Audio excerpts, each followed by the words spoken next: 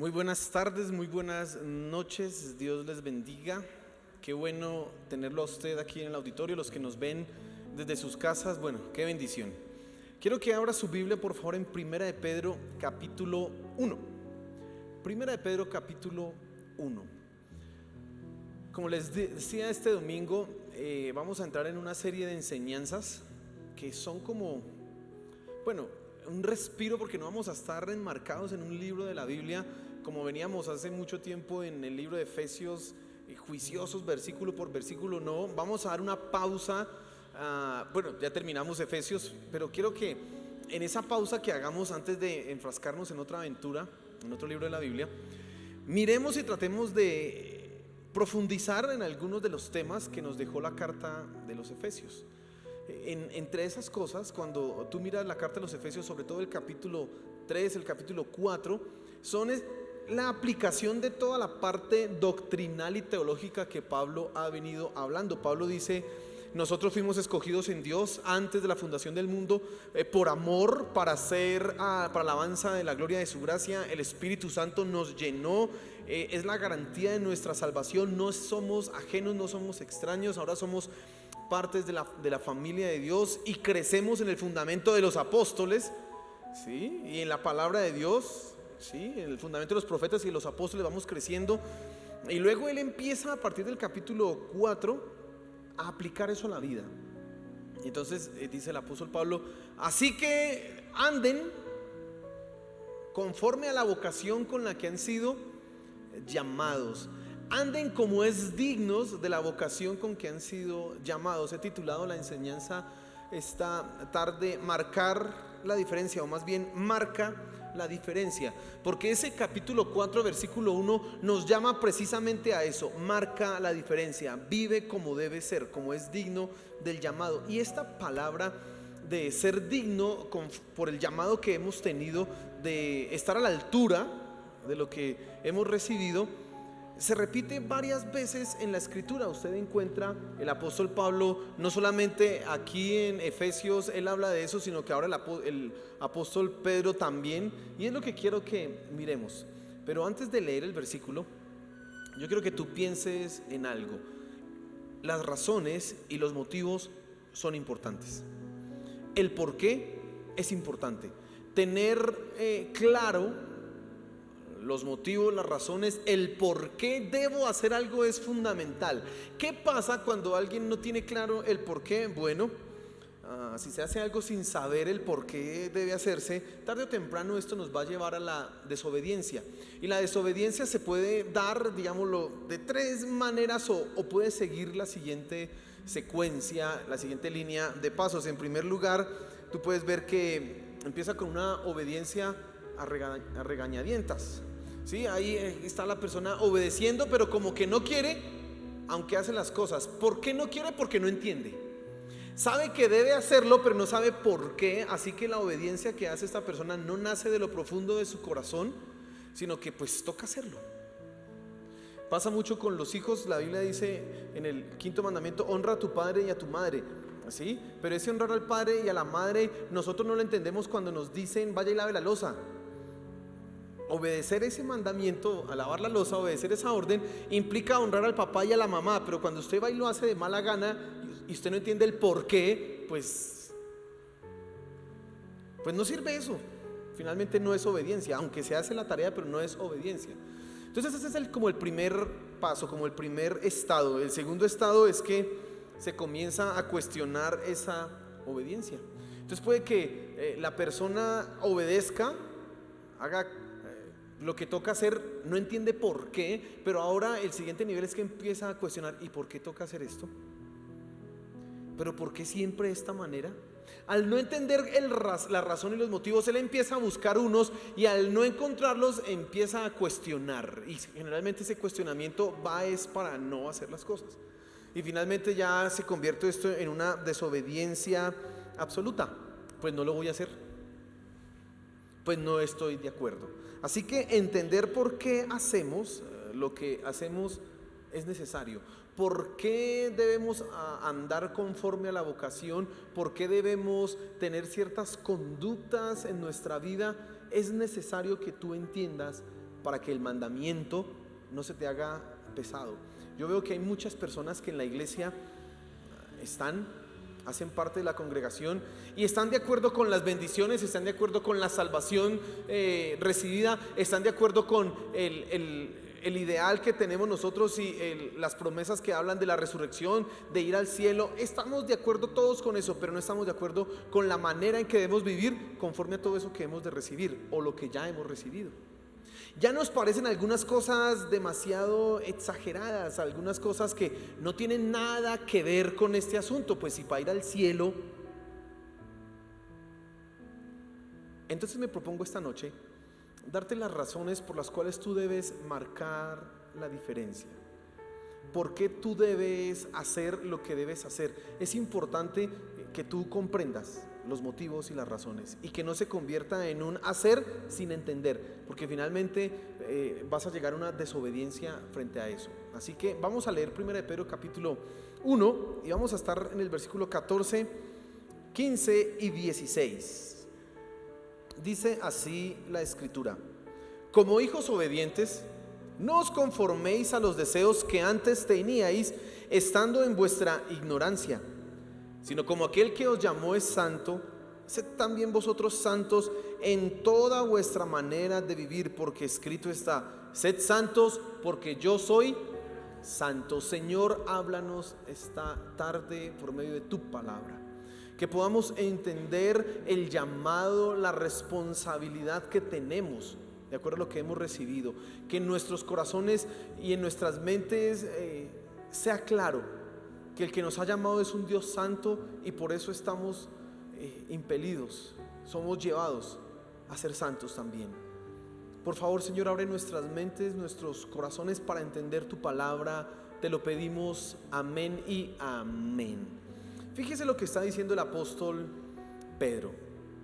Dice: como hijos obedientes, no os conforméis a los deseos que antes teníais, sino como aquel que os llamó es santo, sed también vosotros santos. Y el versículo 16: porque escrito está: sed santos porque yo soy santo.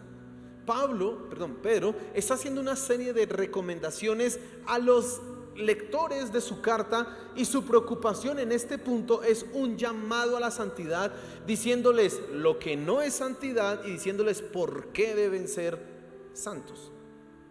Ya puedo decirte en este punto que marcar la diferencia es ser santo. El problema es que la palabra santo a veces no la comprendemos, se nos hace tan extraña, tan ajena a nuestra vida, y pensamos que ese término santo está solamente enclaustrado en la iglesia, o está enclaustrado al ejercicio ministerial o al sacerdote o a los santos que por allá beatifican. Creemos que eso es ser santo, que nada tiene que ver con nosotros, pero Pedro lo que está diciendo es que tú y yo tenemos que ser santos. Ahora, si nosotros queremos marcar la diferencia y ser santo es la manera como yo marco, tengo que entender qué es lo que no me hace diferente, qué es lo que no marca la diferencia. Y mira el versículo 14: como hijos obedientes, no os conforméis a los deseos que antes teníais estando en vuestra ignorancia. Y Pedro señala tres cosas en este versículo, pero quiero empezar con las dos finales. ¿Qué es lo que no marca la diferencia? ¿Qué es lo que te va a llevar a ti a no marcar la diferencia si vives conforme a los deseos? Ahí Pedro está colocando todas las cosas que en nuestra naturaleza, todas las cosas que apetece a nuestro ser, a nuestra alma hacer. Si a usted le preguntaran qué es lo que quisiera hacer, usted tendría una lista gigante. ¿Qué es lo que lo haría feliz? Usted tendría una lista todavía más grande. Si usted no tuviera la concepción de que existe un juicio final, de que existe un Dios, quién sabe qué cosas usted consideraría como válidas y necesarias para ser feliz. Muchos en realidad dicen que el cristianismo es una barrera para ser feliz. ¿Por qué? Porque nos dice no hagas, no hagas, no hagas, y lo que quiere hacer la carne es yo quiero hacer, yo quiero hacer, yo quiero hacer. Y Pedro está diciendo, si usted quiere marcar la diferencia, lo que no debe hacer es vivir conforme a sus deseos. Vivir conforme a nuestros deseos nos hace iguales a todos los hombres. Si yo hago una comparación entre cómo vive una persona que no es cristiana, que no ha rendido su vida a Cristo Jesús, usted se va a dar cuenta que vive conforme a sus deseos, conforme a sus pasiones, conforme a cualquier apetito que le surja y que le plazca.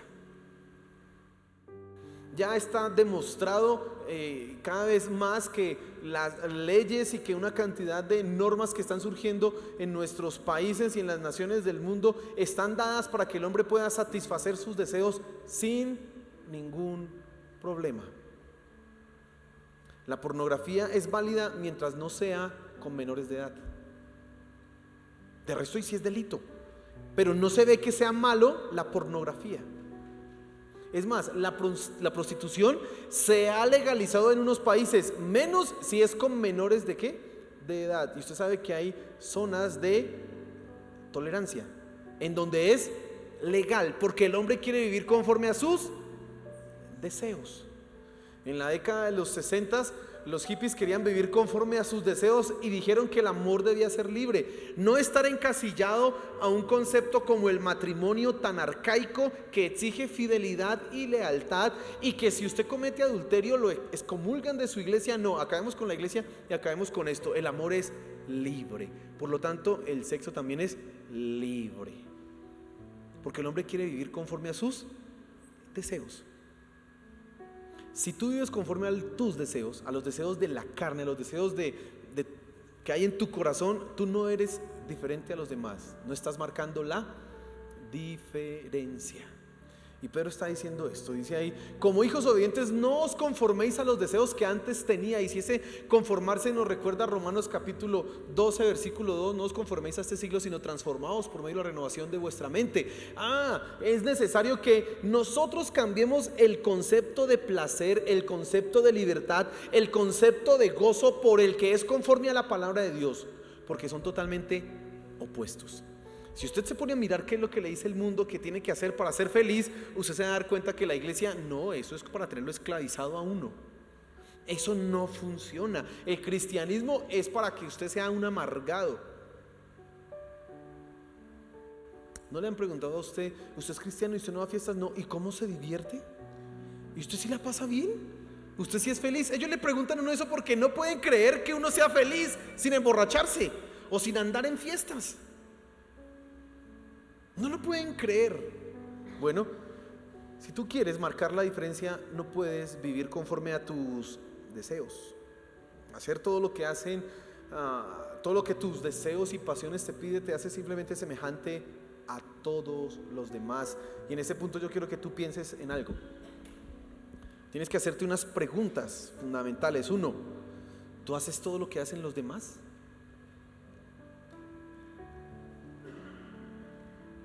Es que yo quiero, ahorita la moda son los aretes, los piercing. Yo quiero tener esto. Mire, yo estoy en un colegio y los muchachos de sexto grado, 11, 12 años, todos llegan con un arete, todos llegan con un piercing. Decía yo el domingo, ni plata tienen para mandarse a hacer el hueco, que se lo hacen ellos mismos en la casa. Usted sabe que en YouTube le muestran cómo hacerse eso, ¿no? Coja la aguja, no sé qué, no sé cuánto, y se hacen esas cosas y les quedan algunas terribles. Es decir, como eso tiene que tener cierto sentido de simetría y de estética para colocarlo. No, ellos no. Pero como es la moda, y el que no tiene una cosa de esas, un perendengue de esos, se ve como si fuera el tonto del colegio. Y entre más tenga usted, aquí uno por acá, otro por acá, y ahora es uno aquí, mejor. Y yo te pregunto, ¿tú haces lo que hacen todos los demás? Y no pensemos en un piercing o en esto, pensemos en otras cosas. ¿Haces todo lo que hacen los demás? Pero la otra pregunta que está relacionada en ese sentido es: ¿cuál es el criterio que tú usas para tomar una decisión? ¿Cuál es el criterio? ¿Es que yo quiero? ¿Es que esto me hace feliz? ¿Es que todos lo tienen y yo por qué no? ¿Es que se ha visto la hija de no sé qué, o se ha visto el hijo de si sé cuánto y yo por qué no? Yo también puedo, si todos lo hacen. ¿Cuál es el criterio que tú tienes para hacer lo que haces? ¿Cuál es el criterio que tú tienes para tomar una decisión? Esto es muy importante que tú sepas y puedas responderlo, porque va a determinar qué es lo que gobierna tu vida: tus deseos, tus apetitos, tus pasiones, o es Dios. Y hablo en ese punto a los que decimos que somos cristianos. Si decimos que somos cristianos y Cristo es el centro de nuestra vida, ¿quién debería ser el criterio principal y central para tomar una decisión? Pues Cristo. Pero a veces no es así. A veces no es así. La gente puede colocar una calcomanía en su carro que, bueno, esa estaba mal, ¿no? Cristo es mi copiloto, pues... bueno, está mal, pero a veces es la realidad de muchos. Cristo es mi copiloto, ¿por qué? Porque yo soy el que decide para dónde vamos. Y eso a veces es así. Y entonces la pregunta que tengo que hacerte en este punto es: ¿cuál es el criterio que tienes? ¿Cómo tomas decisiones? Entonces, mira cómo está Pedro estableciendo cómo no marcas la diferencia. Entonces, primero, si vives conforme a los deseos. Y ahora lo segundo que él menciona, dice que antes teníais estando en vuestra ignorancia. Entonces él menciona un segundo elemento, y es la ignorancia. Un tiempo, una época en que los cristianos vivíamos, y dice ahí, en ignorancia. ¿Qué clase de ignorancia es esta? La que no nos permite resolver una ecuación, la que no nos permite hacer un descubrimiento o un avance científico. No, evidentemente no. ¿Por qué? Porque hay gente que no ama a Dios, que no ha rendido su vida a Cristo, y son tremendas lumbreras y hacen tremendos descubrimientos. Yo pienso mucho en la historia de la música. Cuando yo estoy en el colegio, a mí me gusta enseñarle a los muchachos la historia de la música. Pues a ellos como que no les gusta mucho, pero yo creo que es importante que entiendan algo de eso, que tengan un contexto de la historia de la música. Y pues entonces les enseño. Y yo me pongo a mirar la historia de la música. En la Edad Media la música, había dos clases de música: la música profana, que era la música de las fiestas, de los cumpleaños, la de las carnavales por allá, etcétera, y estaba la música sacra, y era la música de la iglesia, la música santa, la música de la religiosa, la que se utilizaba en la liturgia. La que hoy más ha llegado a nosotros es la música sacra. ¿Por qué? Porque se logró registrar en partituras. Las partituras se desarrollaron por allá en el siglo VIII, IX después de Cristo, y entonces lo que se registraron fueron los cantos gregorianos. Esa es la música sacra de la Edad Media. Pero luego que pasa la Edad Media, entonces llega el Renacimiento, llega el Barroco, y todos los músicos más importantes, inclusive los de la Edad Media, todos tienen que ver ¿con quién? Con Dios. Palestrina, que fue un gran músico del Renacimiento, escribía música para Dios. William Byrd, inglés, escribía música ¿para quién? Para Dios. Pasamos al Barroco, que es lo que viene, bueno, ya no hizo la música, y es Bach. El músico más importante se llama Johann Sebastian Bach, y él era un músico protestante y escribió cantidad de, mire, una cantata para cada día del año, y esas cantatas eran Jesús, el gozo del corazón del hombre, y todas las canciones eran ¿para quién? Para Jesús. Pero hoy día los más grandes músicos no son cristianos, o no están en la iglesia. ¿Dónde están? Afuera. Mire cómo ha cambiado esto. Tremendo. Sí, ha pasado, ha habido un cambio. Y lo único que le quiero señalar con esto es que la ignorancia a la que habla Pedro no es la ignorancia intelectual que te permite a ti tener un título, una profesión, o hacer un gran descubrimiento, o componer una obra, una sinfonía. No. Es esa ignorancia que está referida a no reconocer, uno, que hay un Dios que es soberano. Porque esos hombres pueden hacer tremendos descubrimientos, pero esos descubrimientos los hacen para negar que Dios es soberano. Ese desconocimiento, esa ignorancia de que Dios es soberano, te lleva a ti a no reconocer que necesitas y que dependes de Dios, que el hombre es un ser dependiente. No, el ser humano se cree independiente, que puede hacer las cosas por sí mismo, que no necesita de un Dios. Y entonces, cuando ya es un ser independiente que no necesita de Dios, que ha negado la soberanía de Él, entonces niega que tenga que obedecer a un Dios. Y entonces aquí llegamos otra vez a los deseos, porque obedecer a Dios es someter tus deseos a la voluntad ¿de quién? de Él. Pero el hombre, como está en ignorancia, no reconoce que hay una voluntad que le bendice, que hay un rey, un Dios soberano que gobierna todas las cosas y que él debe rendirse en adoración ante él y obedecerle. No lo quiere reconocer, por lo tanto vive en una ignorancia. Cree que lo que hace es correcto, cree que esa es la manera correcta de hacer las cosas. Eso es ignorancia. Y como le digo, es interesante, usted tiene que darse cuenta de esto. Esa ignorancia, usted puede encontrar una persona con un PhD, con un doctorado, con un título tremendo, con tantos estudios, pero completamente ignorante frente a la realidad espiritual. En una época todos nosotros éramos así, ignorantes. No reconocíamos que Dios era soberano, creíamos que podíamos vivir sin Dios, alejados de Él. Creíamos que es que Dios, el cristianismo solo es un camino para ser feliz, pero hay otros más chéveres. No nos dábamos cuenta que éramos totalmente dependientes de Él. Eso es ser ignorante, totalmente ignorante. Y vivir de esa manera, alejado de la voluntad de Dios, alejado de su soberanía, es vivir de una manera necia, ignorante. Vivir de una manera que llevará finalmente a la destrucción. ¿Sabe qué dice el libro de Proverbios? Hay caminos que al hombre le parecen rectos, pero su fin es muerte. Porque a él que vive conforme a sus pasiones le parece que todo lo que hace es que chévere. ¿Qué es lo correcto? No se da cuenta la ignorancia, que al final ese camino es de muerte. Tú necesitas ser obediente, como dice ahí el comienzo del versículo, como hijos obedientes. Como hijos obedientes no os conforméis. Y lo primero que quiero que tengas tú claro en esta tarde es precisamente eso. Nosotros como hijos de Dios debemos ser obedientes a Él y no podemos vivir conforme a nuestros deseos y a la ignorancia que antes teníamos. Y tengo que preguntarte otra vez: ¿vives sabiamente o de manera necia? ¿Cómo vives?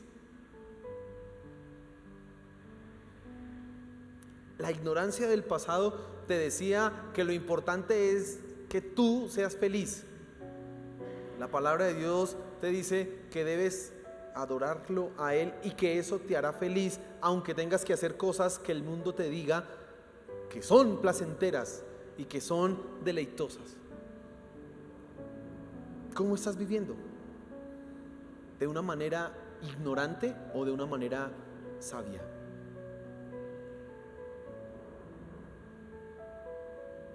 Avancemos, miremos un poco, ahora sí, cómo marcar la diferencia. Ya nos dimos cuenta qué es lo que no nos permite marcar la diferencia: vivir en ignorancia, vivir conforme a nuestros deseos. Si usted vive de esa manera, usted no es diferente al mundo. Si usted vive conforme a sus deseos y a la ignorancia, usted no hace ninguna diferencia. Usted es igual que todos los demás. Lo único es que dice que es cristiano, pero es igualito. Ahora, ¿cómo se marca la diferencia? Mira lo que dice el versículo 15. Sino como aquel que os llamó es santo, sed también vosotros santos en toda vuestra manera de vivir, porque escrito está: sed santos porque yo soy santo. Pedro está haciendo una comparación, le está dando un argumento. Como hijos obedientes, no andéis sino.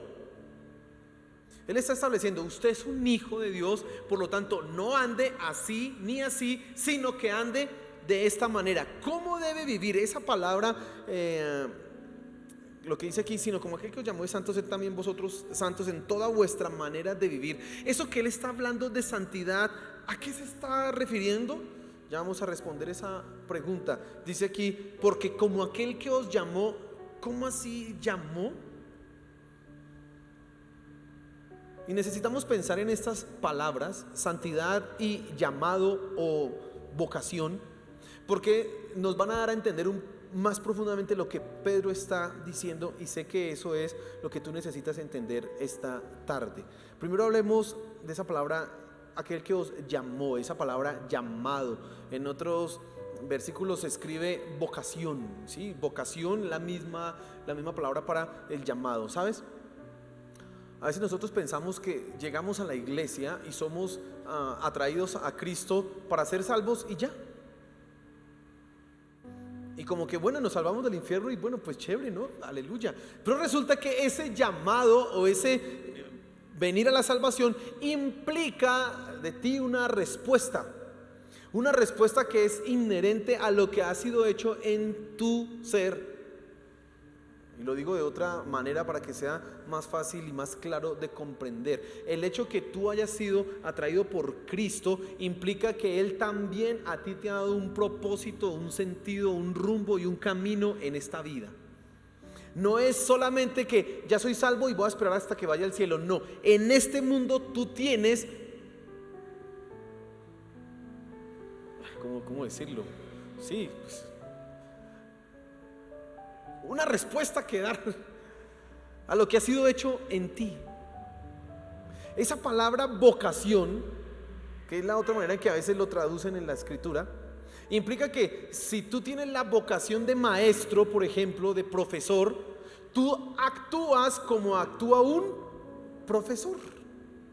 Entonces la gente le dice, usted tiene la vocación de profesor, puede que no tenga el título, pero tiene la vocación de ¿qué? De docente, porque se le nota la paciencia, se le nota el uso de las didácticas, los recursos, metodológicamente hace bien, es claro, etcétera, etcétera. Se le nota que tiene la vocación de ¿qué? De profesor. Pedro está diciendo, usted es cristiano, tiene una vocación de cristiano. ¿Cuál es esa vocación? ¿Cómo se nota que usted, aunque no tenga un título que diga que es cristiano, es evidente? Bueno, entonces Pedro pasa ahora a explicar eso en el versículo 15 diciendo,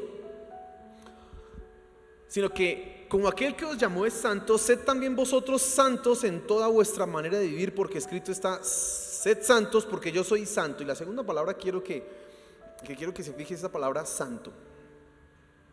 Sed santos porque yo soy santo. Aquel que os llamó es santo. Sed santos en toda vuestra manera de vivir. Pedro está tomando esa palabra, sed santos porque yo soy santo, del libro de Levítico.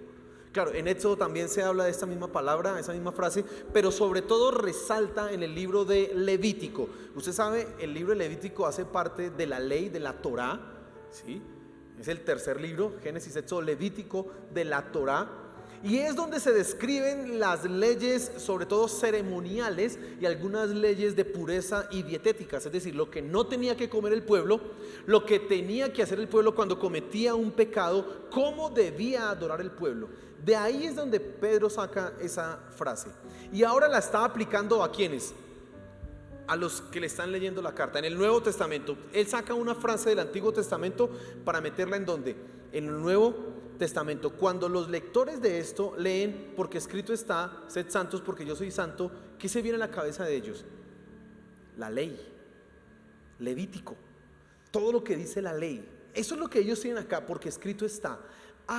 Y aquí nosotros tenemos que mirar un poco el llamado que se le hizo a Israel y el llamado que se nos hace a ¿quiénes? A nosotros.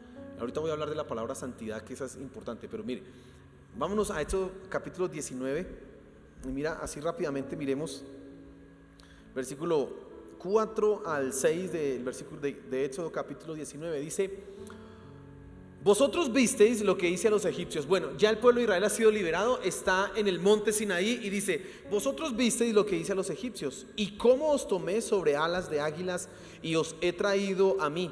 Ahora pues, si diereis oído a mi voz y guardareis mi pacto, miren lo que dice, vosotros seréis mi especial tesoro sobre todos los pueblos, porque mía es toda la tierra. Y sobre todo el versículo 6 es el que quiero que usted preste mucha atención.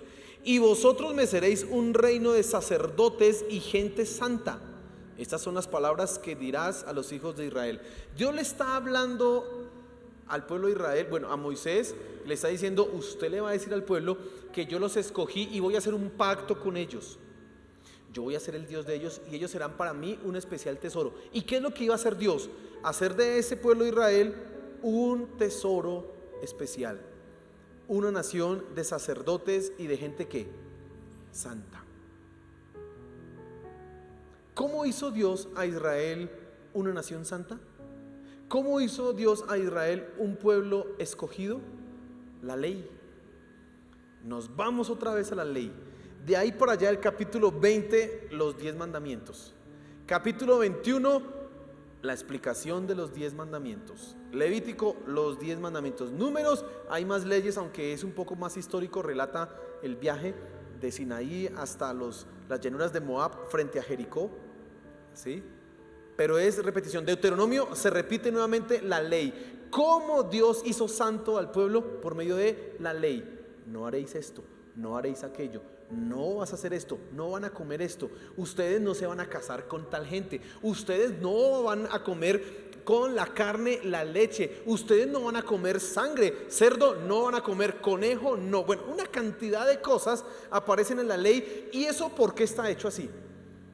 Porque Dios está haciendo de Israel una nación ¿qué? Santa.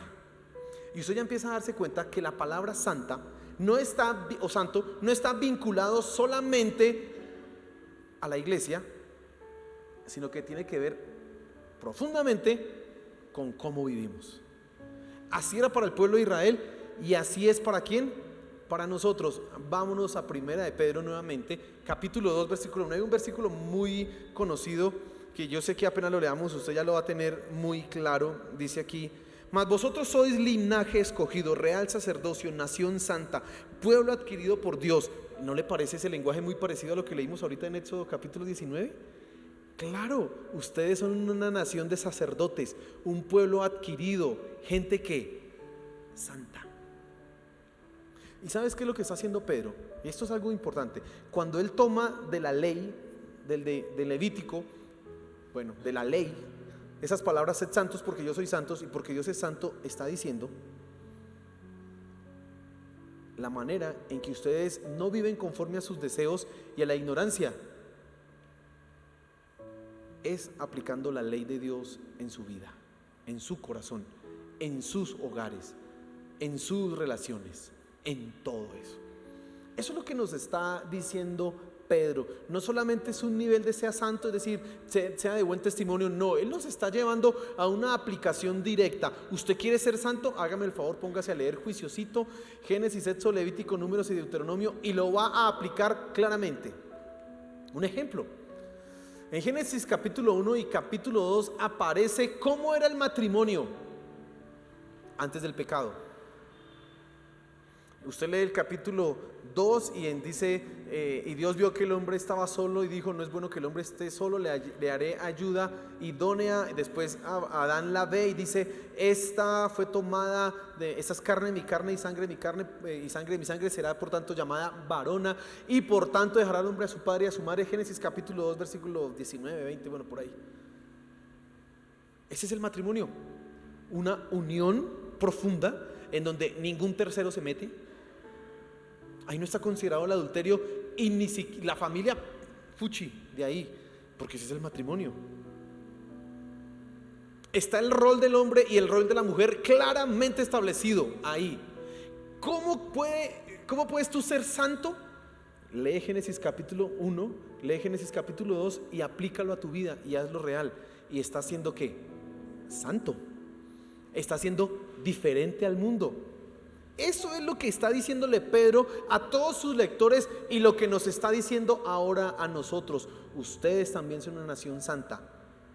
Ustedes también fueron separados del mundo. Lo que dice Éxodo 19 es que Dios sacó a Israel de donde, de Egipto, del mundo del pecado, de toda esa idolatría, y los sacó a una tierra prometida. Y les está diciendo: ahora ustedes son mi especial tesoro y van a ser una nación diferente. Exactamente es lo mismo. Esto es como una analogía de nuestra salvación.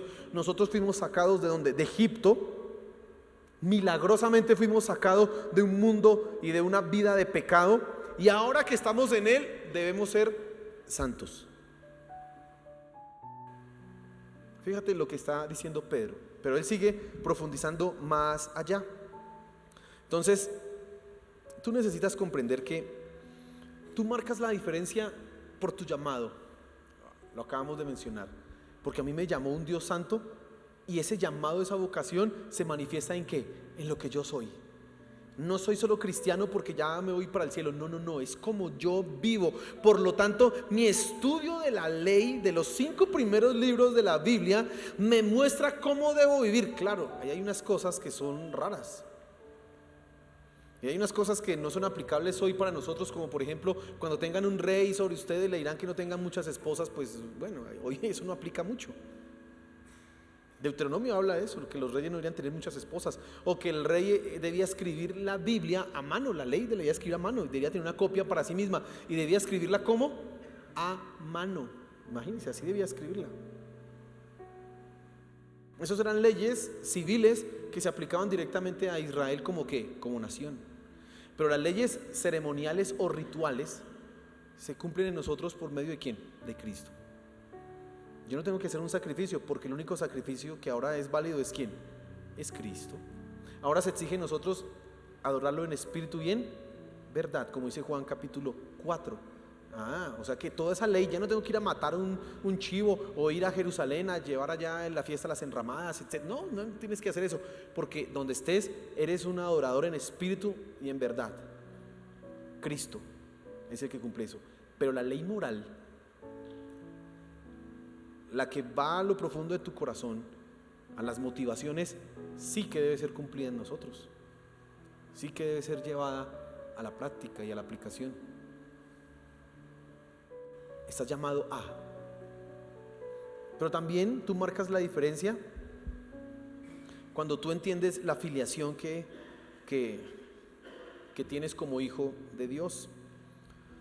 Dice ahí el versículo 16, dice 15, perdón, sino que como aquel que os llamó es santo.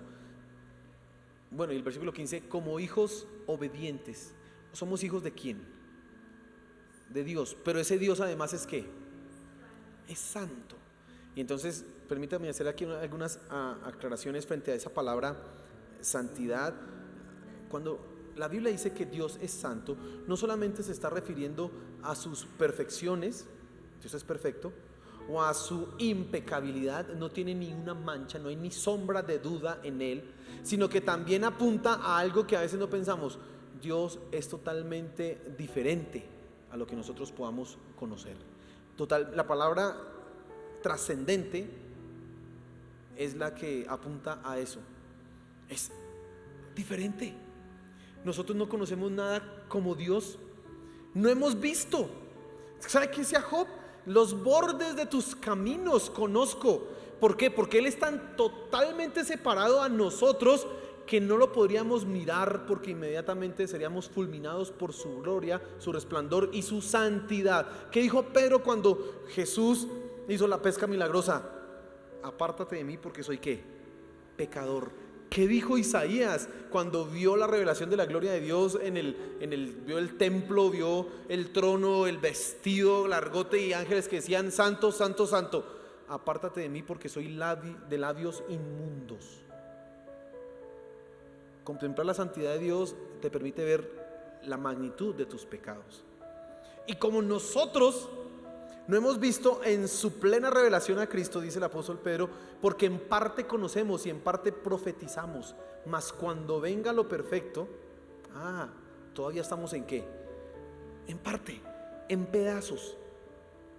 Entonces tú tienes que entender que la santidad de Dios no solamente es que Él es perfecto y que no hay sombra de duda, sino que es totalmente separado. No conocemos nada parecido a Dios, conocemos todo lo contrario a lo que es Dios. Eso es lo que nosotros entendemos. Y Pedro está llamando a precisamente esa comprensión. Entienda que el que lo llamó a usted es totalmente diferente, por lo tanto usted debe ser ¿qué? Diferente. Porque como Él es tan diferente y opuesto a todo lo que hay, usted debe ser diferente y opuesto a todo lo que existe en el mundo. Totalmente. Y fíjese cómo Él va hilando el argumento. Usted no viva con sus deseos, los deseos nos hacen iguales a los demás. No viva en la ignorancia, porque la ignorancia nos hace vivir como todos los demás. Usted ha sido llamado para ser santo, viva de manera práctica, de manera diferente a como viven ellos. Pero además es que el que lo llamó es tan perfecto y santo y diferente que usted tiene que ser como es Él. Estamos llamados siempre a marcar ¿qué? La diferencia. Siempre. No podemos escapar de eso.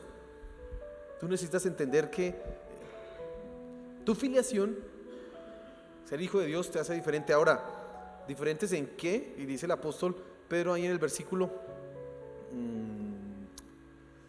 sed también vosotros santos en toda vuestra manera de vivir. Y el argumento es porque escrito está: sed santos porque yo soy santo. Tú eres santo porque eres hijo de Dios, y si Él es santo, tú eres santo. ¿Y cómo es que se hace eso en nuestra manera de vivir? La manera en que vives manifiesta el llamado que tienes y la filiación que hay en ti. Como tú vives, refleja si eres un hijo de Dios. Como tú vives, refleja si has entendido el llamado que tienes. Es como tú vives. Y entonces hay que pensar acá que la salvación que Cristo ha obrado en nuestros corazones nos impulsa a la santidad. ¿De qué maneras? Tú debes marcar la diferencia en cómo hablas.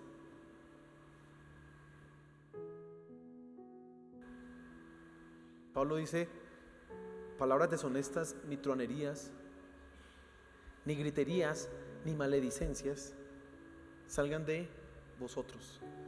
Griterías, maledicencias, ni truanerías. ¿Cómo hablas? Bueno, yo no digo vulgaridades, pastor, yo no digo groserías. ¿Y cuáles son los temas que usted habla? También en Efesios dice: aún es vergonzoso hablar de lo que ellos hacen en secreto. Así que hablar de algunos temas está vetado para un cristiano.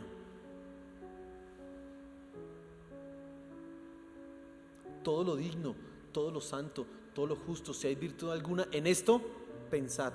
¿Qué es lo que tú piensas? Eso marca la diferencia.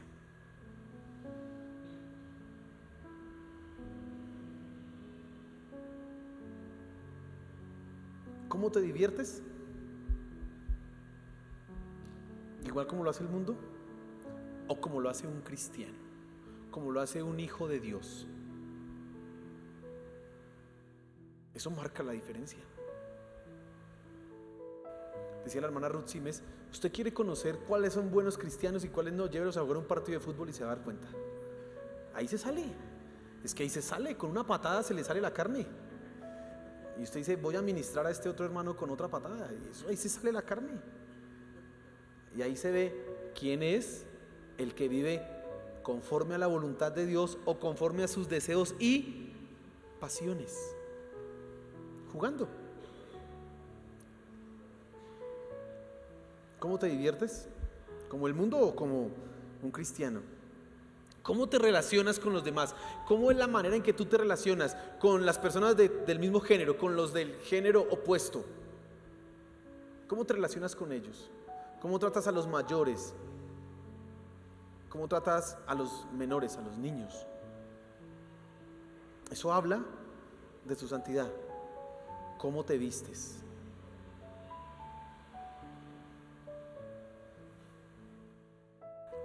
¿Cómo te vistes?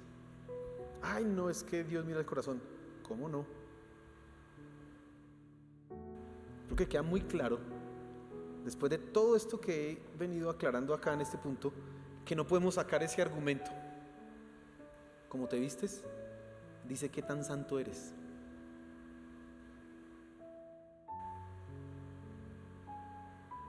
Lo que miras,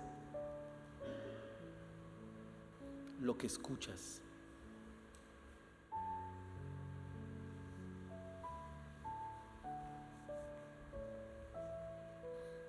tú debes marcar la diferencia, porque a eso fuiste llamado, para eso eres cristiano. Y debes marcar la diferencia porque eres hijo de Dios. Y como Él es tan diferente a este mundo, tú necesitas ser diferente ¿a qué? A este mundo. Póngase en pie, por favor, hermano.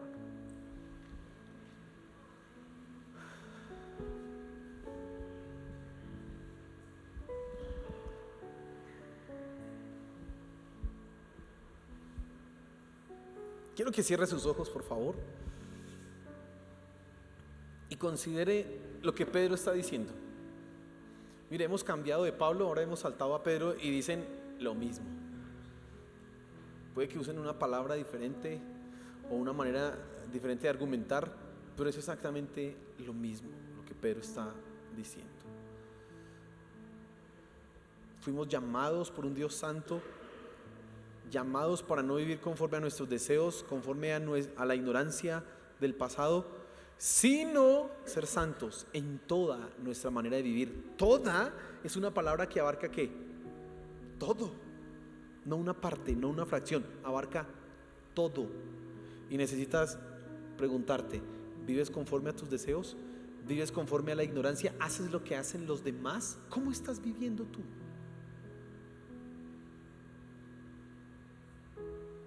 Y esa batalla de saber elegir, saber escoger, vivir conforme a la voluntad de Dios y no conforme a tus deseos, es lo que marca tu crecimiento y tu madurez espiritual. Es eso. Entre más estés a tus deseos, pegado a tus deseos, más inmaduro eres. Entre más hagas la voluntad de Dios, más maduro espiritualmente eres. Y yo te animo, te invito a que vivas conforme a la voluntad de Dios, a que muestres en tu vida quién eres, quién fue el que te llamó, cuál fue la vocación, el llamado que recibiste. Señor, gracias por tu palabra. Te pedimos que estos motivos, estas razones que hemos escuchado para hacer lo que tenemos que hacer, nos lleven, Señor de los cielos, a aplicar eso en nuestra vida. Por favor, Señor, por favor, que nuestros corazones, nuestras mentes sean transformadas, Padre Celestial. Que todos los argumentos que puedan levantarse en contra de esto, como dice tu palabra, sean llevados cautivos a la obediencia de Cristo. Por favor, Señor de los cielos, por favor, Señor de los cielos, ayúdanos. Padre, solo queremos agradarte, yo solo quiero agradarte. Así que, Señor, ayúdanos. Yo oro a quienes están luchando por querer agradarse a sí mismos o agradar a otros, que ellos puedan entender que solamente tienen que agradarte a ti, que lo demás no interesa. Que aquellos que no han entendido que son hijos de Dios entiendan eso en su vida, Señor, por favor, te lo pido. Y que entendamos que necesitamos marcar la diferencia, y esto es evidente en nuestra manera de vivir.